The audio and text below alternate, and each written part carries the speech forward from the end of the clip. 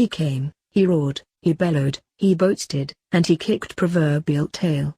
Out of the crowded field of 17 contestants in the GOP's presidential beauty pageant, Donald Trump is the last man standing, after repeatedly defying the odds-makers, the political establishment, the media thought cartel, the political correctness Gestapo, and a multitude of naysaying special interest groups.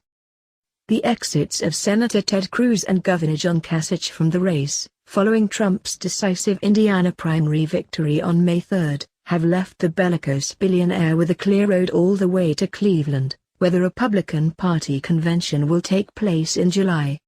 The outcome of that convention is still by no means clear, since there are still many tricks party leaders can pull. But should Trump emerge from the convention as the GOP standard-bearer, there is then, of course, the general election in November, where he would face off against, presumably, Hillary Clinton, and whatever third-party spoiler efforts are thrown against him by the Never Trump Republican defectors. That main event would also assuredly bring a new tidal wave of anti-Trump media attacks and violent protests aimed at derailing the New York mogul's brazen White House bid. Savior, Satan, or neither? To say Donald Trump elicits strong emotions is an understatement. While virtually all elections have a polarizing effect, Trump has brought to the current fray an outsized polarization to match his outsized ego. To many Trumpisters he is the savior who will finally set the country right and make America great again. To the never-Trumpers, he is the devil incarnate, or some facsimile thereof, who would, if allowed to become president, usher in the end of the republic, and maybe even the end of the world. This writer is neither a Trumpist nor a never-Trumper. As a matter of full disclosure, I should confess that I do not like the man, never have. I agree with his critics, from the right, left, and center, that he is crass, crude, vulgar, arrogant, and narcissistic to a degree that exceeds, perhaps, the level of these same vices that we've come to accept among politicians. I say perhaps because Trump doesn't encase himself in a facade of fake pieties, false modesty, and finely parsed press statements like the typical paragon of the political class. He's a rough-and-tumble entertainer, entrepreneur who is used to having his way and is given to over-the-top antics and statements that guarantee more limelight and celebrity brand appeal. In a March 7, 2016 article for the print edition of the New American, Dump Trump, or promote him? Charles Scaliger appropriately compared Trump to Marcus Licinius Crassus, the uber-wealthy Roman plutocrat, from whom we derive the pejorative term crass, and who played a key role in the descent of the Roman Republic into the tyranny of the Caesars. However, as a nation, we have already slid far down the slippery slope towards Caesarian empire and tyranny, under the leadership of Republicans and Democrats who exude the presidential style and temperament Trump so obviously lacks. Would a Trump presidency really be worse for America, politically, economically, morally, militarily, than the leadership we've received from recent White House occupants, both Republican and Democrat, or what we could reasonably expect from the current alternatives? Or to approach the question from the opposite direction, are there some crucial issues on which we might reasonably expect that Trump would slow, or even reverse, our precipitous slide? Is this why the powers that be attack him with such relentless and unprecedented fury? These are critically important questions that we may be able to answer in the affirmative. This being the case, we will be setting out here, in what follows, a fair and clear-minded assessment of the positive and negative potential of a Trump presidency vis-à-vis the current political, economic, social context. Outsider versus insiders.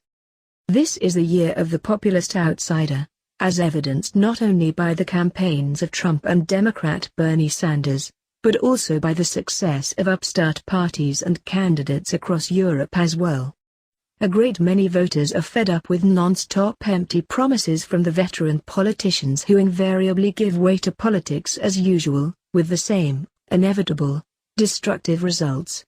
Trump realized this early on and has cast his campaign around the central core message that not only is he the only outsider who is running for the highest political office in the land and the world, but that he is the only outsider who has a chance of winning and shaking the system up. Dr. Ben Carson is also a political outsider, but he lacked the universal name recognition, bravado, and financial resources of Trump. Not only is he a political outsider, goes the Trump message, but he is a successful businessman to boot, who can bring fresh approaches and desperately needed hard-headed realism to help solve our battered economy. Certainly two of the signature Trump issues that have resonated with his core constituency and mobilized them are his strident opposition to the continued flood of illegal immigration and the dangerous free trade agenda, as typified by the pending Trans-Pacific Partnership, TPP. If, as president, Trump made good on these two promises alone, he would set back the destructive agenda of the insider politicians by at least several years, which would give Americans of a constitutionalist bent a shot at reclaiming America. More on that, in a moment, but first, let's discuss this insider-outsider thing, which is central to the Trump phenomenon. Television news interviews with the average pro-Trump man, woman on the street regularly confirm that much of his appeal comes from the fact that he is an outsider, not a professional politician, not a Washington, D.C. denizen. Obviously this same label does not apply to Senator Bernie Sanders, who has spent his entire adult life in politics. Sanders' claim to outsider status, say he and his supporters, is justified because he stalwartly opposes the Wall Street banksters and corporatists and their lackeys in Washington.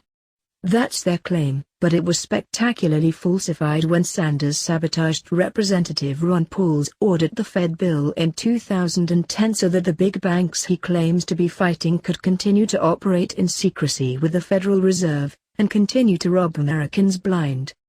Dr. Ron Paul, on the other hand, is a genuine outsider, despite serving more than 2 decades in Congress.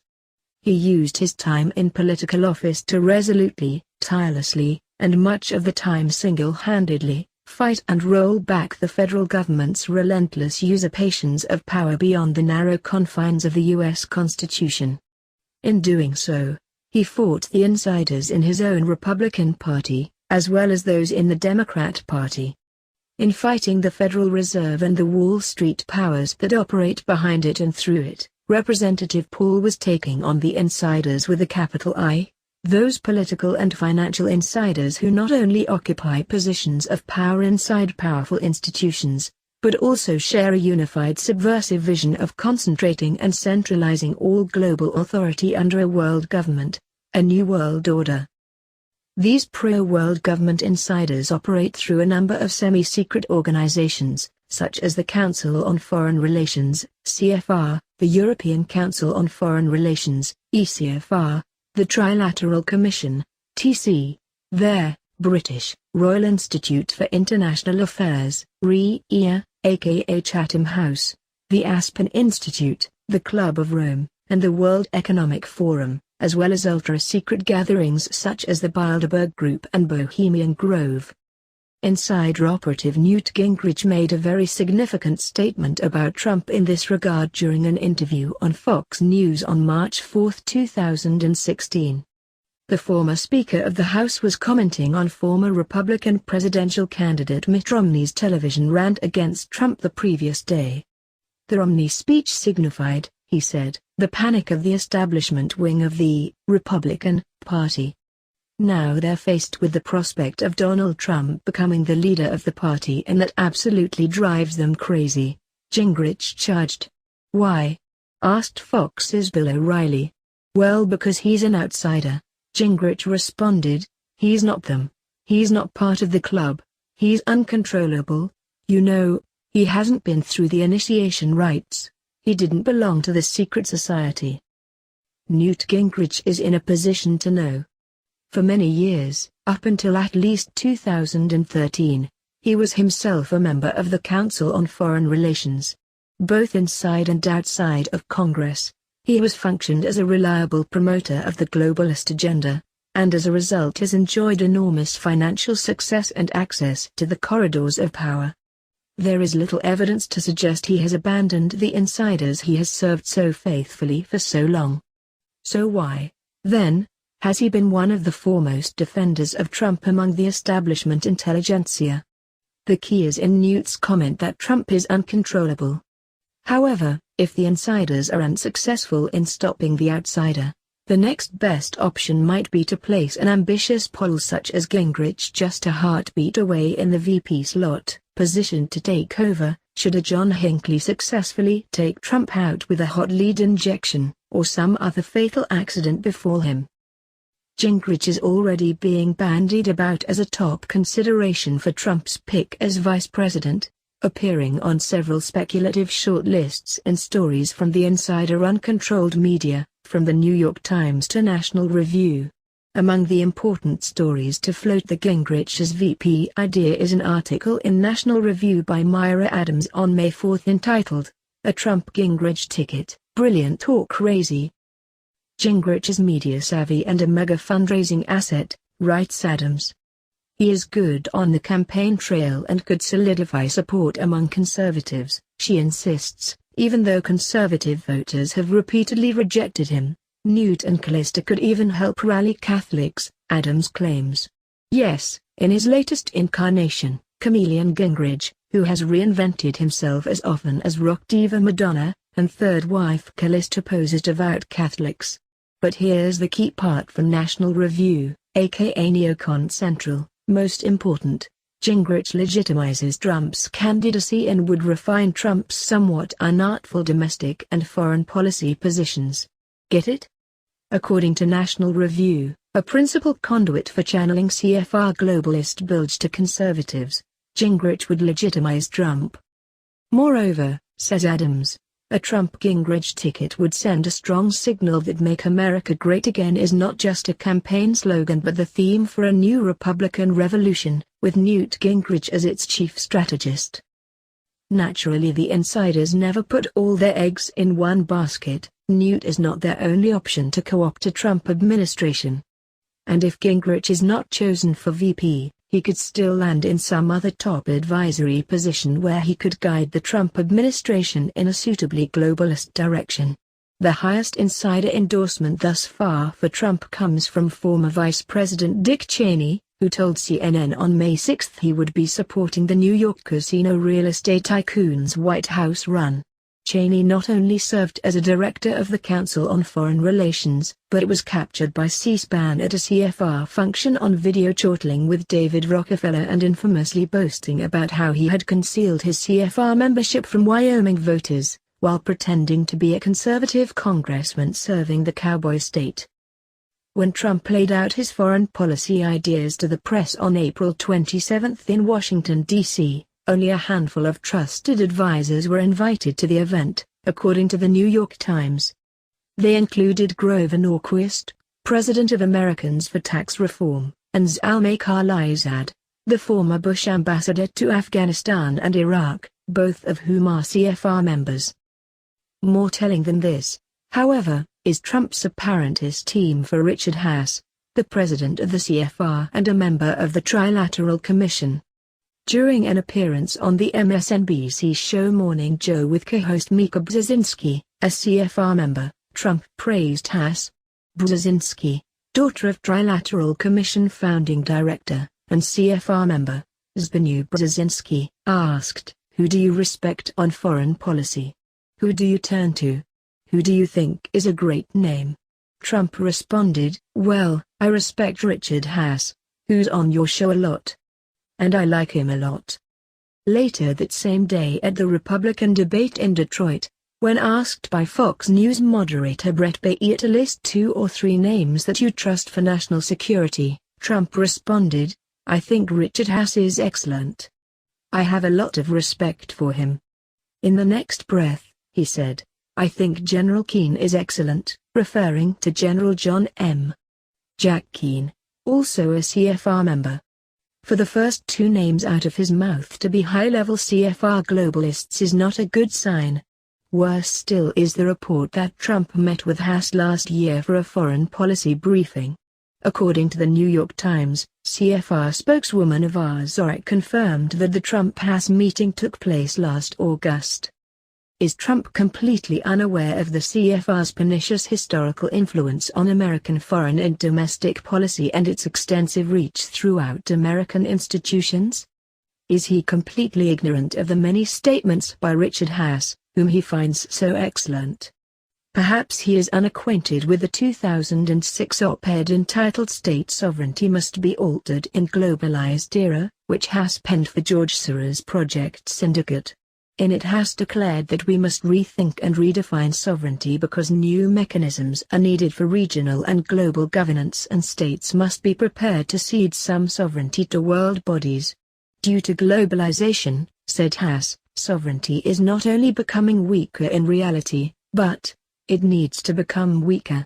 According to the CFR chief, we must choose between an international system of either world government or anarchy. Now, giving Trump the most generous benefit of the doubt, it might be argued that as a preoccupied businessman and social gadfly he was merely drawing out of the hat names of prominent experts he's seen on television, or names that have been given to him by other advisors. Haas and other CFR spokesmen are highly intelligent and articulate, after all, and to those who only follow them in a cursory manner and are unfamiliar with the CFR One World agenda, they may seem impressive, even respectable. If that is the case, then Trump is dangerously naive and can hardly be the super well-informed, totally committed opponent of the CFR-led New World Order that some of his most ardent supporters claim he is. If Haas, Keene, Cheney, Gingrich, Norquist, and other CFR, trilateral globalists start popping up in the Trump organization as advisors and/or potential cabinet nominees, it will be a fairly reliable clue that either Trump has already been co-opted, or that maybe he isn't the outsider he claims to be, after all. Are we exaggerating the danger from the CFR, trilateralist network of power? The late Admiral Chester Ward, who was a former Judge Advocate General of the U.S. Navy and a member of the CFR for 16 years, left the organization and denounced it as a clique of one-world global government ideologists formed for the purpose of promoting disarmament and submergence of U.S. sovereignty and national independence into an all-powerful one-world government. According to Admiral Ward, this lust to surrender the sovereignty and independence of the United States is pervasive throughout most of the membership. Moreover, he said, in the entire CFR lexicon, there is no term of revulsion carrying a meaning so deep as America First. Ward's charge in this regard has been borne out in spades, as evidenced by the burlesque brouhaha from the CFR's media masters at CNN, The New York Times, National Review, etc. over Trump's use of America First in his first foreign policy speech. The authoritative expose of the CFR by author James Perloff, The Shadows of Power, The Council on Foreign Relations and the American Decline, bears out Admiral Ward's scathing charges. The Trilateral Commission, TC, to which Haas and many other CFR members belong, was founded in 1973 by Uber banker David Rockefeller, who was, at the time, the CFR's chairman of the board. He retired from that active position in 1985, but has remained as honorary chairman ever since. The TC serves the same One World agenda as the CFR, but has joined Asian, European, and Canadian One World elites to its American globalists. The late Barry Goldwater referred to it as David Rockefeller's newest cabal. It is intended to be, said the former Republican Party presidential candidate and author of Conscience of Conservative, the vehicle for multinational consolidation of the commercial and banking interests by seizing control of the political government of the United States. In his 1979 memoir With No Apologies, Goldwater stated, "In my view, the Trilateral Commission represents a skillful, coordinated effort to seize control and consolidate the four centers of power: political, monetary, intellectual, and ecclesiastical. What the trilaterals truly intend is the creation of a worldwide economic power superior to the political governments of the nation-states involved. As managers and creators of the system, they will rule the future." And over the past 4 decades, They have pursued precisely that path.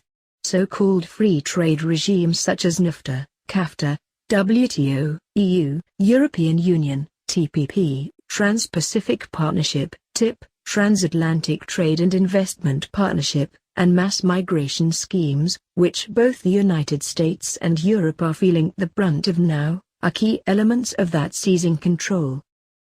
These are the real insiders. They are not simply insiders, that is, the usual old boys network of pedestrian power brokers who have dominated this or that public office or institution for a few years.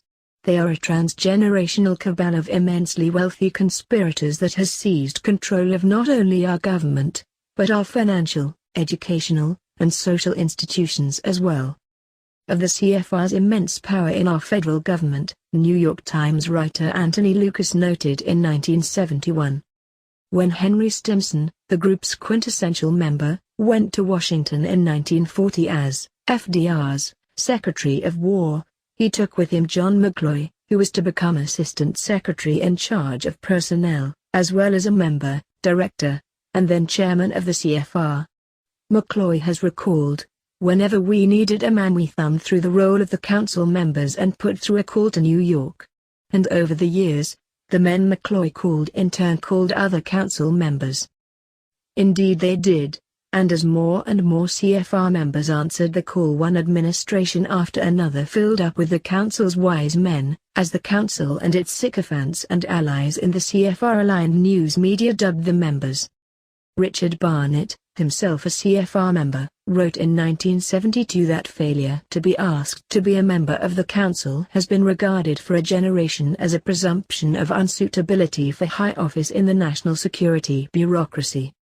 In a July 2009 speech at the CFR's new Washington, D.C., headquarters, then Secretary of State Hillary Clinton referred to the CFR's New York Pratt House headquarters as her mothership and said she was so pleased that the organization has a big, new office just down the street in the nation's capital so that she and other U.S. State Department officials won't have so far to go to be told what we should be doing and how we should think.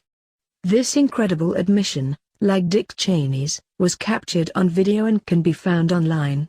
Secretary Clinton was introduced at that CFR appearance by Richard Haass, who noted that this was her 9th appearance before the council. She has been back many times since then. It's very clear that the CFR elites regard Hillary as one of their own, even though she is not formally a member. Her daughter, Chelsea, and husband, Bill, are members, however, and she undoubtedly will join too, when she deems it politically expedient. That means the globalists have the Democrat side sewn up, Sanders notwithstanding. But they always do everything possible to stack the deck so as to have both major parties under control. It seems apparent from the virtually unprecedented level of attacks by the CFR-aligned forces in politics, business, media, and academia against Donald Trump that they view him as too independent and unpredictable. Their direct assaults have been unable to stop him thus far, so they are attempting to swarm him, seduce him, and co-opt him. However, they have another plan as well, to replace him at the Republican convention, or, if that fails, to run a prominent Republican against him in a third-party campaign. The top CFR choice for this task appears to be House Speaker Paul Ryan, who has been carefully groomed, vetted, and tutored, and boosted to prominence. Among the main figures leading the charge in this regard is CFR senior fellow Max Boot, an influential Republican neocon one-worlder. The risk of Trump winning, however remote, represents the biggest national security threat that the United States faces today, said Boot, in an op-ed for the Los Angeles Times on May 8. According to CFR neoconservative Boot, Hillary Clinton is a centrist Democrat who is more hawkish than President Obama and far more principled and knowledgeable about foreign affairs than Trump. For all her shortcomings, and there are many, Clinton would be far preferable to Trump. But he prefers the third-party option because a third-party candidate could take away votes from Trump and make clear that he is not an authentic voice of conservatism. Yes, he sees himself and CFR-approved neocons, such as Ryan, as the authentic voice of conservatism. There is, says Boot, no shortage of Republican leaders today. The most prominent is House Speaker Paul D. Ryan, who represent Reagan-esque conservatism. The much-reported truce between Ryan and Trump, following their May 12 meeting, should not be viewed as anything other than temporary strategic positioning. Get ready for the globalist